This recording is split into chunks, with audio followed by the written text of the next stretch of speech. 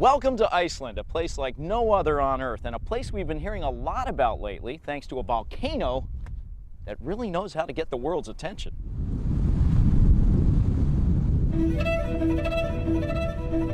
A sleeping giant roars to life. A nation stands on edge. And an entire continent is brought to a standstill by a volcano in the middle of the North Atlantic. This is the crater. That's the crater. It goes by the long Icelandic name of Eyjafjallajökull, and its intentions are every bit as hard to read.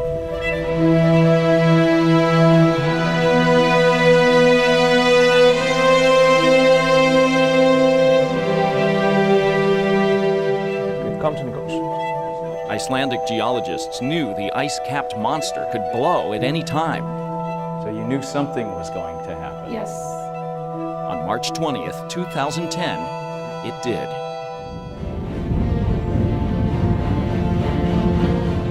Since then, it has continued to erupt sporadically. The latest images of the lava.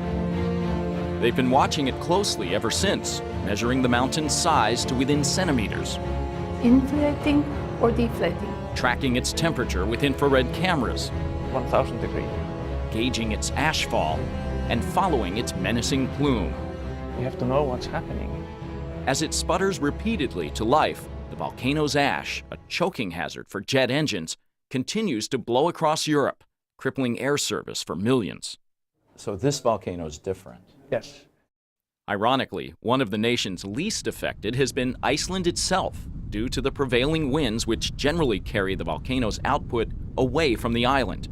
But a swath of rich farmland just south and east of the eruption faces constant danger and mounting devastation. It is really bad. It's falling right on us. It sounds like a rainstorm, but that's ash. It's here that we journey for an up-close look at life in the blast zone.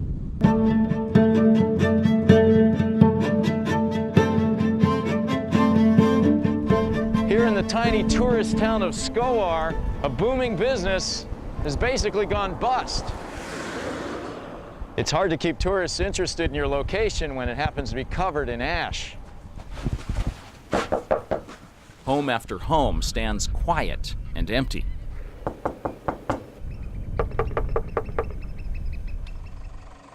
Even most of the animals have left town. Only a few dusty stragglers remain. This is a common sight around here. Windows and doors taped up to keep the ash outside. Down the road a ways, the owners of a once productive farm have already packed it in for the season. They've been hit really badly. A total loss. How the ash is, it's ruining the fields. They hope to grow their wheat next year, nature willing, when the crop might stand a fighting chance. I think everybody intends to come back. Not all residents have the option of leaving. But you have to stay here because you have work to do on the farm, right? Yeah. Many farmers are staying put to care for their livestock. Gudni Berglindarson is doing what he can to keep his family's newborn lambs healthy, despite the near constant rain of filthy ash. So they should be white, but they're It's grey. all black sheep. To others, adventure seekers and storytellers, this place is a destination. It's raining sand, ash sand. Jacques Bedel is filming a documentary here for French television.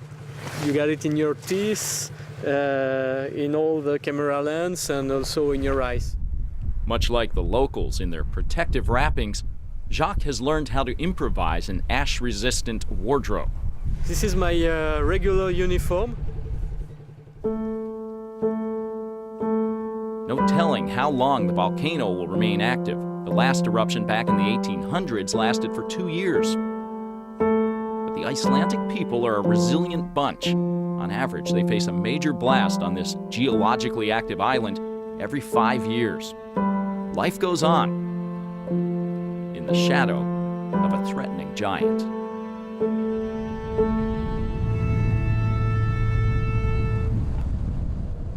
Iceland is one of the most geothermically active spots on Earth. They use the Earth's natural heat to generate power and warm their homes. In fact, here outside Reykjavik, they also use it to create one of the country's most popular tourist attractions, the Blue Lagoon. Here you can take a dip in 104-degree mineral-rich water. They say it'll cure psoriasis. It has anti-aging properties too, or you can just enjoy a tropical swim in a subarctic paradise. And Megan, even though this seems like a great natural wonder, it's actually man-made, and it's only been here about 20 years already. The biggest tourist attraction in Iceland. Back to you.